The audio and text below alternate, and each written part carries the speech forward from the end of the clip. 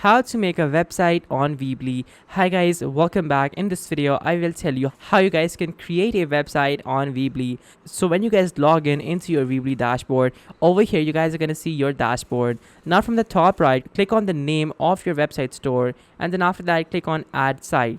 Now once you guys click on add site, it's going to take you over here. So now from over here, choose if you just need a website or if you just need a website with an online store. So you guys can choose whichever option you want to go with, and then after that, wait for a few seconds. It's going to ask you to choose a theme. So now over here you guys have many different options. You guys have the options for portfolio, personal, event, blog, and so many more options. So I'm going to choose one theme from over here. Now from over here, it's gonna show you a preview of what the theme is actually gonna look like. So if you guys like the theme, click on the top right and click on start editing. Now once you guys do that, it's gonna take you over to the dashboard of the website, and now your website is gonna be created.